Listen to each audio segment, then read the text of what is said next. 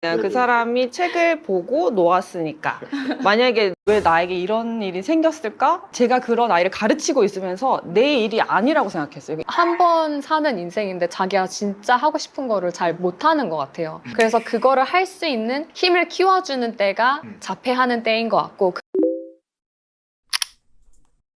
오늘 넥스 드로앤드류 최종 합격자 5인에 드신 네. 오지은님 모셨습니다. 저는 그 메시지가 되게 신선했었거든요. 우리도 가끔은 자폐하자 라는 네, 메시지가 딱 확 꽂힌 거예요. 그 메시지는 어떻게 나오게 된 거예요? 처음에는 이 아이들은 내가 도와줘야 되고 내가 도와주면서 이제 좀 보람을 느끼고 했었는데 그 아이들의 특징 중에서 되게 상동 행동이라는 이렇게 반복적인 행동을 하는 것들이 좀 있어요. 근데 그것들을 치료해서 없어졌으면 좋겠다 하는 요구를 좀 많이 하시는데 보다 보니까 저희도 알게 모르게 되게 많이 하고 있는데 그런 행동들을 그쵸, 무의식 중에 하는 뭐 손톱뜯기라던가 뭐 다리도 다리 많이 떨기라던가. 떨고 재밌는 거 반복해서 계속 보는 사람들도 있고 그런데 왜 그 아이들은 좀 눈에 띈다고 그거를 고쳐야 되나? 이 아이들을 이렇게 변화시키는 게 과연 이 아이들은 정말 행복할까? 이런 생각도 들게 되고 그냥 자기가 집중해서 자기 안에서 몰입하면은 이 아이들은 주변 서라운딩도 사실 상관없이 자기가 행복해질 수도 있는 능력이 있는 거잖아요. 그쵸. 저 지은님 지원서에 그 말이 너무 좋았어요. 우리 모두 그 정도의 차이일 뿐이지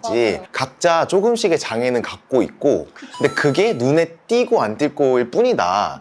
띄면 장애인으로 보고 띄지 않으면 일반인으로 보는 거다. 근데 생각해보면 진짜로 정신장애 같은 경우에는 안 보이는 경우도 되게 많잖아요. 성격장애라든지 이런 것들이 그 장애라는 말 쓰지 마세요 자체가 장애라는 단어를 부정적으로 보는 거라고 생각이 들거든요. 네네네. 그래서 그거를 오히려 자연스럽게 써야 그게 더 차별하지 않는 거 아닌가? 그런 생각이었습니다.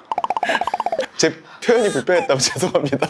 말을 너무 조심하게 돼가지고 제가 긴급 게스트를 한 분 더 모셨습니다. 저는 언어치료사이자 ASD 장애 아이 엄마인 이효진이라고 합니다. 반갑습니다.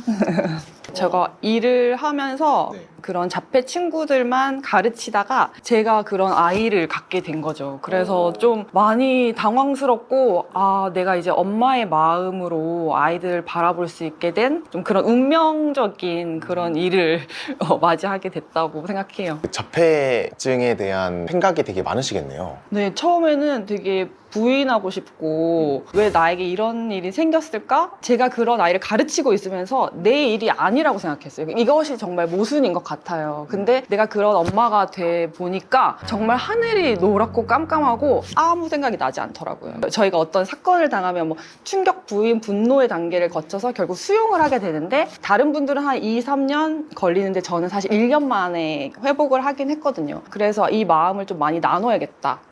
이렇게 해서 저는 아까 앤드류님이 자폐라는 말을 이렇게 해도 될까요? 좀 조심스러워 하시는데 저는 오히려 더 많이 얘기했으면 좋겠어요. 그래서 정말 이것이 아무렇지 않아지는 그런 사회가 되었으면 좋겠어요. 편하게 얘기해 볼게요.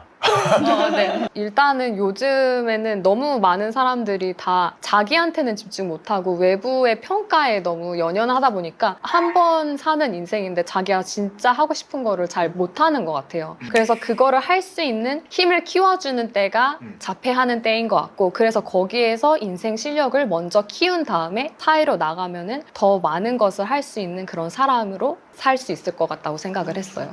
그 자폐아동을 이렇게 치료하신 지 벌써 10년 되셨잖아요. 이 친구들이 정말 이것 때문에 벌어지는 안 좋은 행동들이나 이런 것들을 생각하게 되잖아요. 예를 들면 같은 행동을 반복하고 자기 혼잣말하고 남의 신경 안 쓰고 행동하고 네. 뭐 이런 것들 뒤집어서 생각해 보면은 우리는 너무 밖에 것들에 신경이 많이 쏠려 있는데 이 친구들은 자기의 행복을 위해서 자기가 하고 싶은 거 자기가 좋아하는 거에 완전 몰입할 수 있는 능력을 가진 친구다.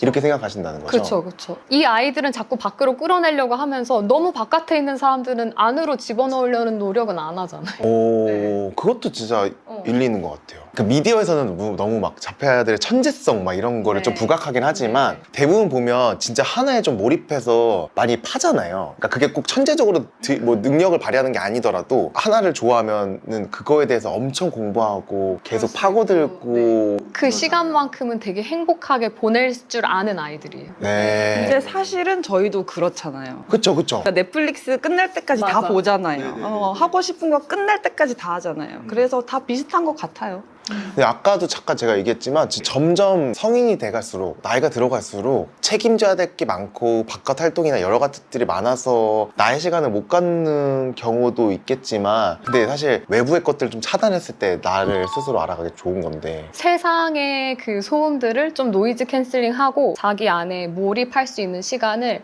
아마 혼자서는 지금 만드시기 힘들 거예요. 뭐 이런저런 핑계들을 많이 대면서 할 수가 있으니까 아예 그 시간을 차라리 조금 정해 놓으시고 조금씩 늘려나가는 방법도 한 가지 방법일 것 같아요. 처음에는 하기 힘들 거예요. 막 바로 누구랑 연락하고 싶고 카톡 보고 싶고 막 그것도 연습하면 길러질 수 있는 기술이라고 저희는 다 생각을 하거든요. 그러면은 그거는 자폐아 치료 방법과 반대겠네요? 왜냐면은 자폐아 치료할 때는 이 아이들을 끌어내주는 그쵸. 역할을 하고 저희는 몰입을 하는 몰입을 해야 되는 네네네. 그 방법들이 조금 자세히 들어볼 수 있을까요? 그런 분도 있어요. 아, 나도 몰입하고 싶은데 내가 뭘 좋아하는지 모르겠어. 뭘 좋아하는지 모르실 때는 사실 나라는 사람이 여기 있잖아요. 내가 하는 행동들이 남기는 흔적들을 통해서 나를 반대로 유추를 해볼 수가 있어요. 나의 공간을 한번 바라본다던가 옷을 저렇게 벗어놓고 책상에 그냥 대충 걸어놓고 책꽂이 안 꽂아져 있는 행동은 뭘까요? 책을 좋아한다.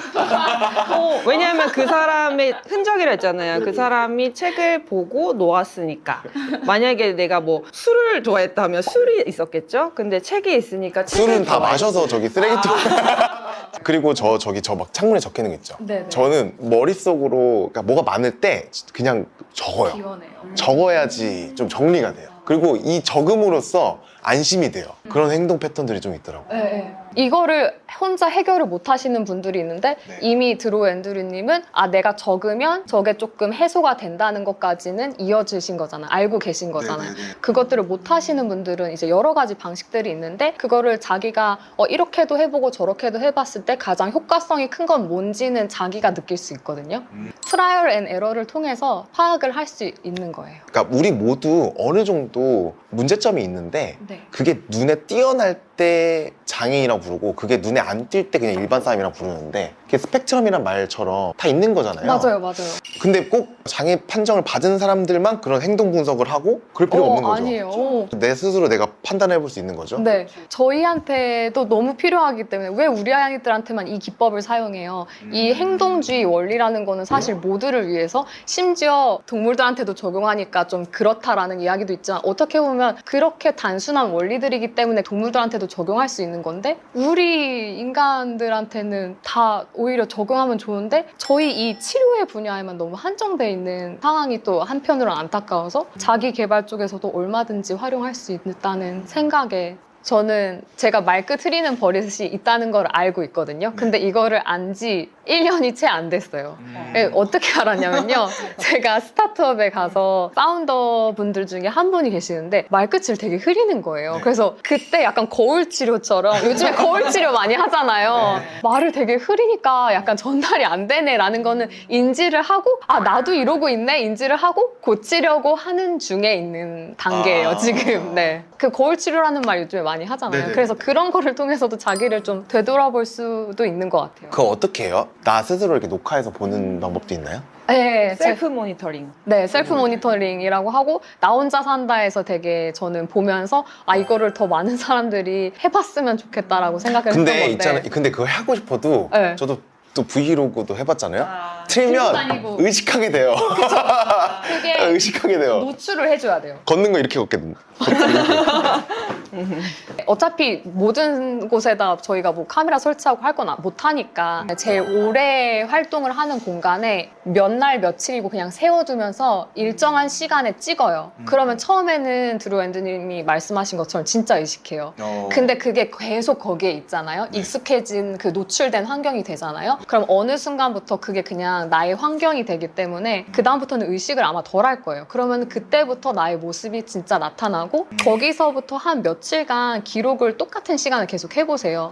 그러면 그거를 기저선이라고 볼 수가 있어요. 그래서 이게 원래 나의 모습인 거를 한번 다시 관찰을 해보시면 도움이 많이 될 수 있을 것 같아요. 그러게요. 근데 꼭 카메라로 기록 안 하더라도 그냥 내가 했던 것들을 맞아요. 기억해서 기록해보는 것도 좀 좋은 것 같아요. 그거는 ABC 기록이라고 하는데요. 오. 네. 나의 행동을 기준으로 내 행동 바로 앞에는 어떤 사건들이 있었지? 어떤 자극들이 나한테 주어져 있었지? 그래서 내가 이 행동을 했고 했고 그 다음에 내가 행동을 한 이후에는 어떤 결과들이 나타났지? 이런 것들을 좀 파악을 해보면은 어떨 때는 사람들이 나에게 환호를 해줬더니 내가 그 행동을 더 하게 돼. 아 그럼 나는 되게 사회적인 관심을 추구하는 사람이구나. 먹을 것 중에서도 뭐 어떤 걸 먹을 때 더 내가 반응을 하게 돼. 그런 것들도 알 수 있고 진짜 소소한 그런 관찰을 해보는 기록들이 나를 되돌아볼 수 있는 그게 틀이 되는 것 같아요. 하루는 하루 종일 제가 진짜 너무 집에서만 있고 아무것도 안 한 거예요. 와, 나 진짜 너무 게으르다. 제가 스스로한테 조금 실망한 그런 날 있잖아요. 좀,